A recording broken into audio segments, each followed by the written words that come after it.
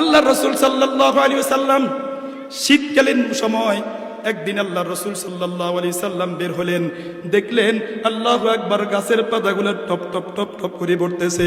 আল্লাহর নবী, বিশ্ব নবী জনাবে রাসূলুল্লাহ সাল্লাল্লাহু আলাইহি সাল্লাম বলেন, আবু যর তুমি এদিকে আসো, এদিকে আসো। আল্লাহু আকবার। আবু যর রাদিয়াল্লাহু তাআলা আনহুকে ডাক দিয়া আল্লাহর নবী সাল্লাল্লাহু আলাইহি সাল্লাম আল্লাহু আকবার গাছের একটা ঢালের মধ্যে আল্লাহর নবী একটা ঝাঁকি দিলেন।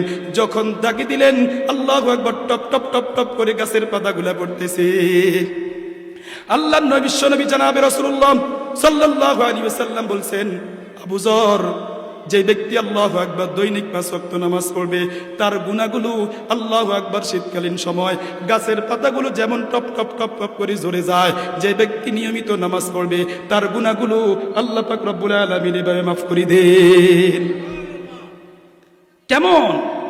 হযরত আবু যর গফারি খাদেমে খায়রুল বাশার, হযরত আবু যর গফারি খাদেমে খায়রুল বাশার, খিদমতু মে জিंदगी বরনা বানায়া আপনা ঘর।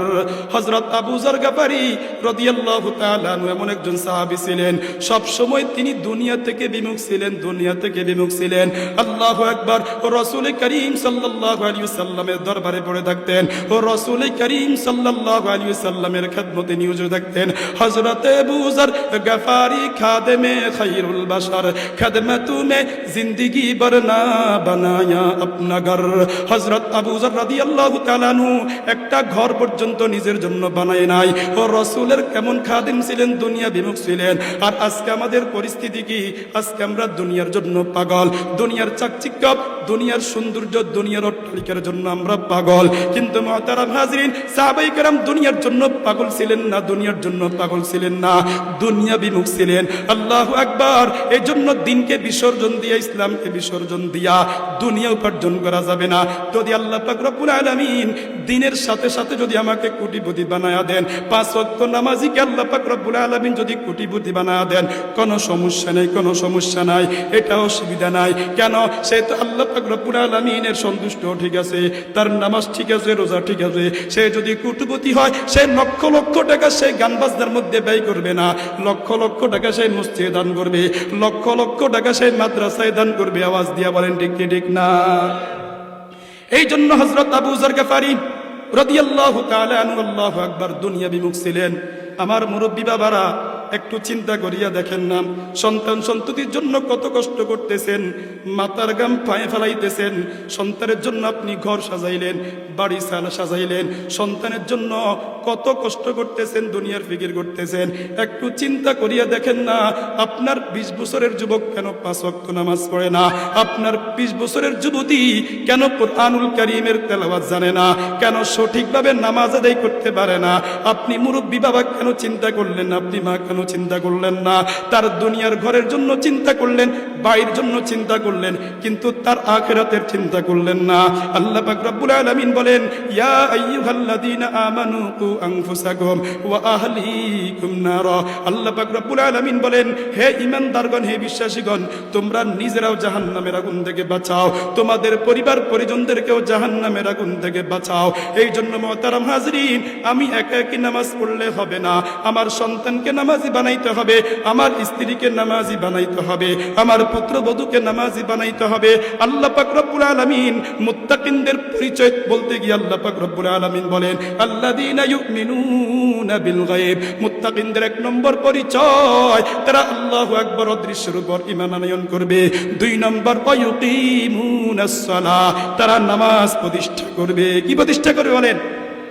মুহতারাম হাজরিন, নামাজ নামাজের মতো পড়তে হবে। একটা সেজদার মূল্য আল্লাহ পাক রব্বুল আলামিনের কাছে অনেক বেশি।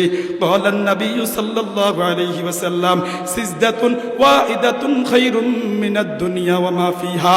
আল্লাহর নবী বিশ্বনবী জনাবে রাসূলুল্লাহ সাল্লাল্লাহু আলাইহি ওয়াসাল্লাম বলেন, সিজদাতুন ওয়াহিদাতুন খায়রুম মিনাদ দুনিয়া ওয়া মা ফিহা। একটা সেজদার মূল্য আল্লাহ পাক রব্বুল আলামিনের কাছে দুনিয়া এবং দুনিয়ার মধ্যে যা কিছু আছে, একটা সেজদার মূল্য আল্লাহ পাক রব্বুল আলামিনের কাছে এর চাইতেও বেশি দামি। সেজদা কেমন হইতে হবে? রুকুটা কেমন হইতে হবে? যদি আপনার তেলাওয়াত যদি বিশুদ্ধ না হয়, আপনি যদি সঠিকভাবে সুবহান রাব্বিয়াল আযীম বলতে পারেন না, সুবহান রাব্বিয়াল আ'লা আপনি বলতে পারেন না, আপনি সূরাতুল ফাতিহা জানেন না, আল্লাহু আকবার কুরআনুল কারীমের বিশুদ্ধ তেলাওয়াত জানেন না, তাহলে আপনার নামাজ কিভাবে শুদ্ধ হবে? এই নামাজ আপনাকে অশ্লীল কাজ থেকে বিরত কিভাবে রাখবে? আল্লাহু আকবার। আল্লাহর নবী বিশ্বনবী জনাবে রাসূলুল্লাহ সাল্লাল্লাহু আলাইহি ওয়াসাল্লাম বলেন, তালাবুল ইলমি ফারিদাতুন আলা কুল্লি মুসলিমিন ওয়া মুসলিমা। আল্লাহর নবী বিশ্বনবী জনাবে রাসূলুল্লাহ সাল্লাল্লাহু আলাইহি ওয়াসাল্লাম বলেছেন, প্রত্যেক মুসলমান নরনারীর উপর ইলমি দ্বীন অর্জন করা ফরজ। যেই পরিমাণ ইলম অর্জন না করলে তার ব্যক্তিগত জীবন সে পরিচালনা করতে পারবে না, তার পারিবারিক জীবন পরিচালনা করতে পারবে না, সামাজিক জীবন পরিচালনা করতে পারবে না। সেই পরিমাণ ইলম অর্জন করা প্রত্যেক মুসলমানের উপর ফরজ, প্রত্যেক মুসলমান নরনারীর উপর ফরজ। আওয়াজ দিয়ে বলেন ঠিক কি ঠিক না? তাহলে আল্লাহ পাক রব্বুল আলামিন বলেন ওয়ায়ুকিমুনাস সালাত, নামাজ প্রতিষ্ঠা করতে হবে। 3 নম্বর ওয়া মিম্মা রাযাকনাহুম ইউনফিকুন। আল্লাহ পাক রব্বুল আলামিনের মুত্তাকিনদের পরিচয় বলতে গিয়ে তিনি বলেন ওয়া মিম্মা রাযাকনাহুম ইউনফিকুন। আল্লাহ পাক রব্বুল আলামিন আমাকে আপনাকে যে অর্থ সম্পদ দান করেছেন, এই অর্থ সম্পদ থেকে আল্লাহর রাস্তায় ব্যয় করতে হবে। মসজিদে দিতে হয়, মাদ্রাসায় দিতে হবে, আত্মীয় স্বজনদেরকে দিতে হবে, গরিব অসহায় অনাথ এতিম যারা আছে তাদেরকে আল্লাহু আকবার আপনাকে দান করতে হবে, আল্লাহর রাস্তায় ব্যয় করতে হবে। এই জন্য আল্লাহর নবী বিশ্বনবী জনাবে রাসূলুল্লাহ সাল্লাল্লাহু আলাইহি ওয়াসাল্লাম হযরত বিলাল রাদিয়াল্লাহু তাআলা আনহু তিনি বলতেন, আনফিক বিলাল, বিলাল তুমি গরিব হইছো সমস্যা কি, তুমিও আল্লাহর রাস্তায় দান করো। যার তৌফিক আছে 1 টাকা দান করার সে 1 টাকা দান করবে, যার তৌফিক আছে 1000 টাকা দান করার সে 1000 টাকা দান করবে। যদি নিয়ত পরিশুদ্ধ করিয়া আপনি যদি আল্লাহর রাস্তায় 1 টাকা দান করেন, নিয়ত যদি আপনার পরিশুদ্ধ থাকে, টাকা যদি আপনার হালাল হয়, আল্লাহ পাক রব্বুল আলামিন উহুদ পাহাড় পরিমাণ সওয়াব দিতে পারেন কি পারেন না? আরেকজন ব্যক্তি 1 লক্ষ নয়, 2 লক্ষ নয়, 10 কোটি টাকা দান করছে, কিন্তু সব হারাম টিয়া, সুদের টিয়া, ঘুষের টিয়া, দুর্নীতির টিয়া। সমাজের মানুষ এদের বড় নেতা কয়, সমাজের মানুষ এদের কত সম্মান দেয়, কিন্তু টিয়া সবগুলো হইল দুর্নীতির টিয়া। এই দুর্নীতির টিয়া দিয়ে যদি সে মসজিদ বানায়, মাদ্রাসা বানায়, আর যদি সবের নিয়ত করে, আল্লাহু আকবার, ফুকায়ে কেরাম লিখেছেন কাফের অবশ্য বলেছে এটা কুফরি। এটা কি কুফরি? অবৈধ টাকা আপনি গরিবদেরকে দিতে পারবেন, অসহায়দেরকে দিতে পারবেন, কিন্তু সওয়াবের নিয়ত করতে চাইতেন না। কথা বুঝতে পারি নাই? সওয়াবের নিয়ত করা যাবে না। তবে ফুকায়ে কেরাম লিখেছেন আপনার বুঝ আসছে যে অনেক টাকার মালিক হইলাম, অবৈধ পন্থায় আল্লাহর রাস্তায় দান করে দিতেছি, সওয়াবের নিয়ত নাই। আপনি দুর্নীতি যদি দান না করেন, সুদ যদি না খান, এই নিয়তে যদি সবগুলো দিয়ে দেন, ইনশাআল্লাহ আল্লাহ তাআলা আপনাকে সওয়াব দিবেন। তবে আপনি নিয়ত করতে নেন, যদি নিয়ত করেন তাহলে কুফরি। নিয়ত করলে কি হবে? কুফরি হবে। তাহলে মুত্তাকিনদের 3 নম্বর পরিচয় ওয়া মিম্মা রাযাকনাহুম ইউনফিকুন। আল্লাহর রাস্তায় আমরা বৈধ টাকা দান করব, আল্লাহু আকবার, সহি নিয়ত রাখব। 4 নম্বর والذين يؤمنون بما أنزل إليك وما أنزل من قبلك। আল্লাহ পাক রব্বুল আলামিন আমার আপনার নবী বিশ্বনবী জনাবে রাসূলুল্লাহ সাল্লাল্লাহু আলাইহি ওয়াসাল্লামের উপর যেই কিতাব আল্লাহ পাক রব্বুল আলামিন নাজিল করেছেন, এই কিতাবকে বিশ্বাস স্থাপন করতে হবে।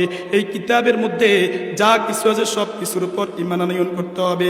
শুধু তাই না, কোরআনুল কারীমের উপর ঈমান আনয়ন করলাম হবে না।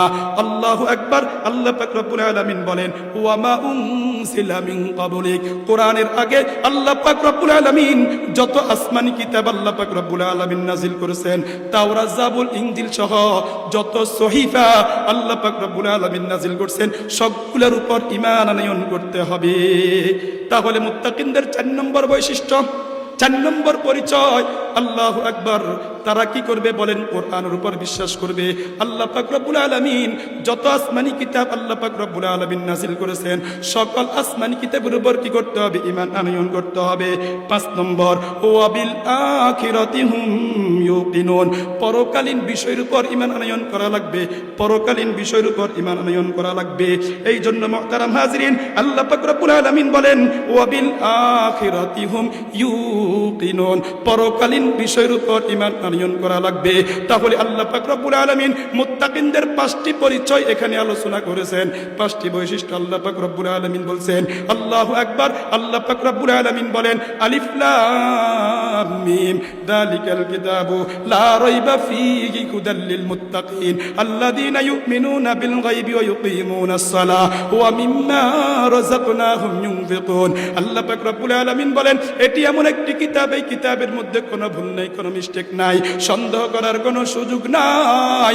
এই কোরআন হচ্ছে মুত্তাকিনদের জন্য হিদায়াত। মুত্তাকিনদের 1 নম্বর গুণ ইউমিনুনা বিল গায়ব, অদৃশ্যের উপর ঈমান আনয়ন করবে। 2 নম্বর গুণ নামাজ প্রতিষ্ঠা করবে। 3 নম্বর গুণ আল্লাহ পাক রব্বুল আলামিনের রাস্তায় দান খয়রাত করবে। 4 নম্বর কোরআনের উপর ঈমান আনয়ন করবে। কোরআনের পূর্বে যত কিতাব আল্লাহ পাক রব্বুল আলামিন পাঠাইছেন এগুলোর উপর ঈমান আনয়ন করবে।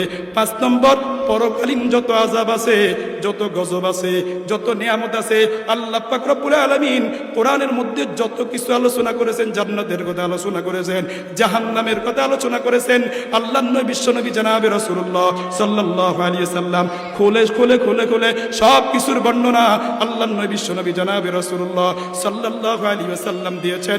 এই 5টি গুণ যখন আমরা অর্জন করব, আল্লাহ পাক রব্বুল আলামিন বলেন উলাইকা আলা হুদাম মির রাব্বিহিম। আল্লাহ পাক রব্বুল আলামিন বলেন এই 5টি গুণ যারা অর্জন করবে, আল্লাহ পাক রব্বুল আলামিন বলেন উলাইকা আলা হুদাম মির রাব্বিহিম, এরা তাদের রবের পক্ষ থেকে হেদায়েতের উপর আছে। কিসের উপর আছে? সিরাতে মুস্তাকিমের উপর আছে। আমরা যে নামাজে দাঁড়াইয়া বলি ইহদিনাস সিরাতাল মুস্তাকিম, ওগো আল্লাহ আমাকে আমাদেরকে সঠিক পথের উপর চালান। সিরাতে মুস্তাকিমের ব্যাখ্যা আল্লাহু আকবার, আল্লাহর নবী বিশ্বনবী জনাবে রাসূলুল্লাহ সাল্লাল্লাহু আলাইহি ওয়াসাল্লাম দিয়েছেন। সিরাতে মুস্তাকিম কাকে বলে? আল্লাহর নবী বিশ্বনবী জনাবে রাসূলুল্লাহ সাল্লাল্লাহু আলাইহি ওয়াসাল্লাম একদিন একটা রেখা দিলেন, কাগজের মধ্যে একটা রেখা দিলেন। এই রেখা দিয়া আল্লাহু আকবার সোজা একটা আগ দিলেন, আবার 2 পাশে অনেকগুলো আগ দিলেন। আল্লাহর নবী বিশ্বনবী জনাবে রাসূলুল্লাহ সাল্লাল্লাহু আলাইহি ওয়াসাল্লাম বলেন ও সাহাবায়ে আমরা শোনো, সোজা যে লম্বা একটি দাগ দিলাম এটা হলো সিরাতে মুস্তাকিম, এটা হলো সমস্ত আম্বিয়া আলাইহিস সালাতু ওয়াস সালামের পথ, এটা হলো শুহাদায়ে কেরামের পথ, এটা হলো জান্নাতের পথ। আর এই জান্নাতের সোজা পথের 2 পাশে যে বাঁকা পথগুলা দেখতেছো এগুলা সব হলো গুমরাহির পথ, সবগুলো হলো পথভ্রষ্টের পথ। এই জন্য মুহতারাম হাজিরিন, দেখেন না আজকে মুসলমান পরিচয় ধারণ করে কিন্তু আল্লাহু আকবার রাসূল কারীম সাল্লাল্লাহু আলাইহি ওয়াসাল্লামকে আখির নবী মানে না। তাহলে আল্লাহর নবী বিশ্বনবী জনাবে রাসূলুল্লাহ সাল্লাল্লাহু আলাইহি ওয়াসাল্লাম সোজা আগ যেটা দিবেন ইহদিনাস সিরাতাল মুস্তাকিম, এটা হলো জান্নাতের পথ, এটা হলো জাহান্নাম থেকে মুক্তির পথ। আর 2 পাশের যে পথগুলো আছে এগুলো আপনাকে একদিকে হিজবুত তাওহীদ বলবে আমার দলে আসো, আপনি বলবেন না না তোর দলে যাওয়া যাবে না, তোর মতো কুলাঙ্গার কখনো মুসলমান প্রকৃত মুসলমান হইতে পারে না, তোর কাছে পর্দার কোনো লিমিট নাই, তোর কাছে রাসূলের হুকুমের কোনো তাওয়াক্কুল নাই। আপনারা জানেননি হিজবুত তাওহীদের ইমাম হুসাইন মুহাম্মদ সেলিম একটা বাটপার, আল্লাহু আকবার, তার কথা মানা যাবে? তাহলে এটা কোন পথ? ওই আল্লাহর রাসূল যে সোজা পথের 2 পাশে অনেকগুলা পথ দিছেন, আপনাকে হিজবুত তাওহীদ বলবে আমার কাছে আসো, আপনি বলবেন না তুই গুমরা, আপনার কাছে শিয়া আসবে আমার কাছে আসো, আপনি বলবেন না তোরা হইলি সাহাবী বিদ্বেষী, তোরা আম্বিয়া আলাইহিস সালাতু ওয়াস সালামের বিদ্বেষী, তোদের কাছে আমরা যাব না। আপনাকে কাদিয়ানি বলবে আমরা হইলাম আহমদিয়া মুসলিম জামাত, আমরা মুসলমান, আমাদের কাছে আয়, আপনি বলে দিবেন আল্লাহ পাক রব্বুল আলামিন বলছেন মা কানা মুহাম্মাদুন আবা আহাদিম মির রিজালিকুম ওয়ালা রাসূলুল্লাহি ওয়া খাতামান নবিয়্যিন। আল্লাহ পাক রব্বুল আলামিন বলছেন আমার আপনার নবী বিশ্ব নবী জনাবে রাসূলুল্লাহ সাল্লাল্লাহু আলাইহি ওয়াসাল্লাম সর্বশেষ নবী। আল্লাহর নবী বিশ্ব নবী জনাবে রাসূলুল্লাহ সাল্লাল্লাহু আলাইহি ওয়াসাল্লাম জানা দেয় আনা খাতামুন নবিয়্যিন লা নবিয়্যা বাদি। আল্লাহর নবী বলেন আমি শেষ নবী, আমার পরে আর কোনো নবী আসবে না, আর কোনো নবী আসবে না। আল্লাহর নবী বিশ্ব নবী জনাবে রাসূলুল্লাহ সাল্লাল্লাহু আলাইহি ওয়াসাল্লাম বলছেন লাউ কানা বাদি নাবিয়্যুন লাকানা উমর। আল্লাহর নবী বলেন আমার পরে যদি কেউ নবী হইতো তাহলে ওমর হইতো। তাহলে আহমদিয়া মুসলিম জামাত আপনাকে তার দলের দিকে ডাকবে, আপনি বলবেন নো নো, তোর কাছে যাওয়া যাবে না, তুই মুসলমান নয়, মুসলমানের লেভেল লাগাইছো ঠিক, তুই হইলো কাফের, তুই কাফের। আওয়াজ দিয়ে বলেন ঠিক কি ঠিক না? তাহলে আল্লাহ পাক রব্বুল আলামিন বলছেন উলাইকা আলা হুদাম মির রাব্বিহিম ওয়া উলাইকা হুমুল মুফলিহুন। আল্লাহ পাক রব্বুল আলামিন বলেন যারা এই পাঁচটি গুণ অর্জন করবে তারা হিদায়াতের উপর থাকবে, অর্থাৎ সিরাতে মুস্তাকিমের উপর থাকবে। এই পথের উপর যারা চলবে, এই পথের উপর যারা থাকবে তারা গোমরা হবে না, পথভ্রষ্ট হবে না।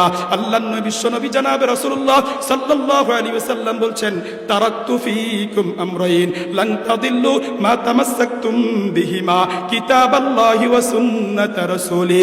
আল্লাহর নবী বিশ্বনবী জনাবে রাসূলুল্লাহ সাল্লাল্লাহু আলাইহি ওয়াসাল্লাম বলছেন আমি তোমাদের মাঝে দুটো জিনিস রেখে যাচ্ছি, এই দুটো জিনিস তোমরা যতদিন পর্যন্ত আঁকড়িয়ে ধরবে তোমরা গোমরা হবে না। এক নম্বর কিতাব আল্লাহ, আল্লাহ তাআলার কিতাবকে যতদিন পর্যন্ত তোমরা আঁকড়িয়ে ধরবা, ওয়া সুন্নাত রাসূলি, রাসূলের আদর্শকে যতদিন পর্যন্ত তোমরা আঁকড়িয়ে ধরবা ততদিন পর্যন্ত তোমরা গোমরা হবে না, পথভ্রষ্ট হবে না। তাহলে আমরা কি থাকব? সিরাতে মুস্তাকিমের উপর থাকব।